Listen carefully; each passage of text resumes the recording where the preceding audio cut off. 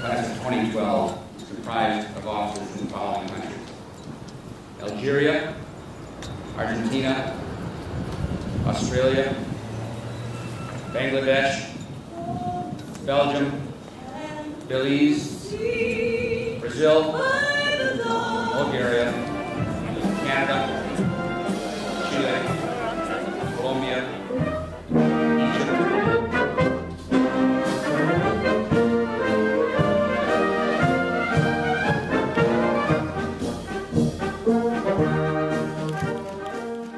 My mom lives in New York, and the Port Authority was one of her clients. She would go down to the World Trade Center probably only about every month or two. One of the first things I did after realizing what was happening was call her to just make sure she wasn't there in New York. And as I'm hanging up, she said, "Are you going to be okay in the Pentagon?" And I basically, to my at that time 60-something-year-old mother said, "Mom, don't be ridiculous. I'm in the Pentagon. There's no place safer in the world." And I hung up, and it was literally just a few minutes after I hung up. And so in one of those odd moments, I remember thinking, my mother's going to kill me.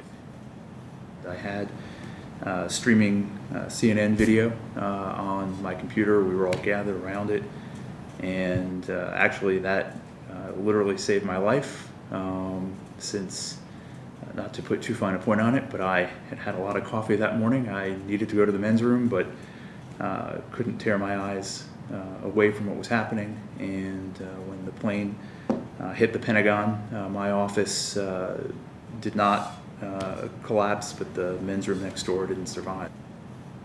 My most vivid memory immediately after the attack was coming out of the building, and obviously the column of black smoke, but it was seeing the fire engine, the first fire engine, as far as I know, rolling in.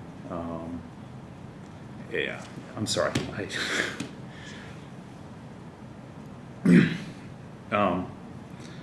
And it was actually, I vividly remember the firefighter's face, and she just had a look of such, what horror. The Pentagon, and I think what maybe people don't appreciate, we went to work the next day. So the worst day wasn't 9/11, the worst day was the next day. We went to work while the fires were still burning. We had body bags outside the window. We had to evacuate. They had a FEMA flight that violated the airspace. No one knew what it was, and I tell you, when those alarms went off, you have never seen people move faster in your life. The office I was in, it just was filled with smoke, but that was all we had, so we were all getting respiratory problems. It was just, the thing about the Pentagon was we never stopped.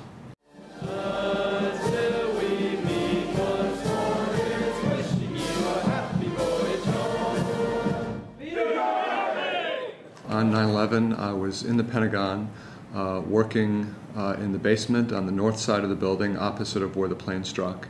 It was my second day at work. I'd started the day before on a part-time assignment with the Navy Reserves. As we were evacuating from the Pentagon, it was a large mass of people all moving out of the exits at the same time. And I recall very clearly a Navy petty officer who was a corpsman, a medical corpsman, running upstream against the crowd back into the building. She had an oversized black backpack with the Red Cross on it, and she was shouting at the top of her lungs, "Medic, I'm coming through, get out of my way." And it was quite impressive. And I spoke with her supervisor the next morning, and he said that she had worked clear through the night till about 6 a.m.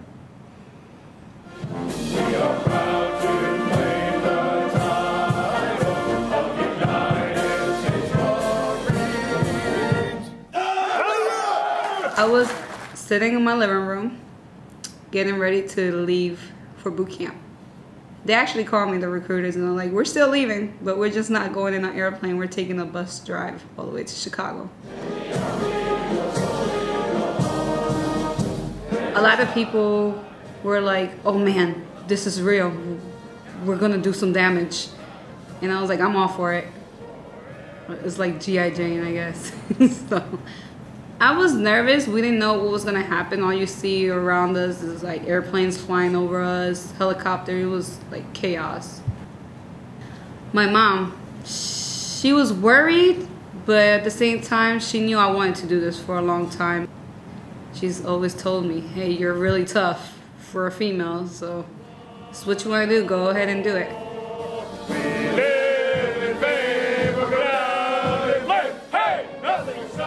She's very proud, very proud, very proud. At the Pentagon, we knew when the second plane had hit that it was an attack, and it was a coordinated thing. For me, it was very similar to a soda machine, let's say, being tipped over outside the door, and then all the air was sucked out of the office. We were just around the corner from where the airplane struck. And there was a lot of folks that left the building, got on the metro, and went home. They walked home. That was just something I couldn't do. I felt like I needed to be there, and I needed to be doing something. So I did what a public affairs officer did. After we had the press conference, we had a group of media that wanted to go to the crash site outside the Pentagon. I honestly was not looking forward to that job. We had the media. We had a couple of cameras with us, and we went to the crash site. And before we went out, I was trying to put myself in the right frame of reference, because I had heard about plane crashes and about body parts, and so I was trying to really get myself in the mindset of what I might see.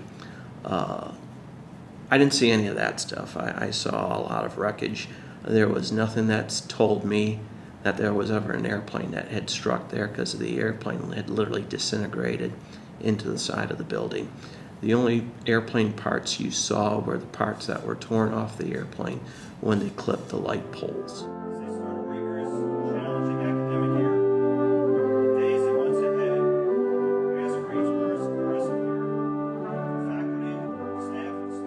That day, I had just finished teaching my classes in Cairo time, which was several hours ahead, U.S. Eastern time.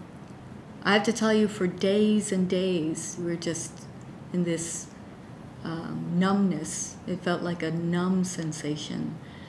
And the added variable of being away from the United States, from our homeland now attacked in such a vicious way, made us feel very lonely and depressed. There was deep depression among the faculty, American faculty at the college. My neighbors next door were the librarians at the university. They're Americans. They invited me over, so A, I didn't feel lonely and scared, and B,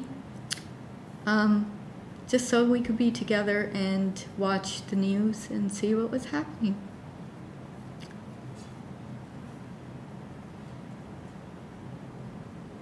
The depression lasted a long time.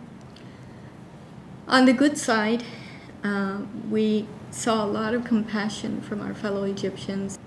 The landlord of the building, an Egyptian landlord, he had, of course, a lot of American tenants living there.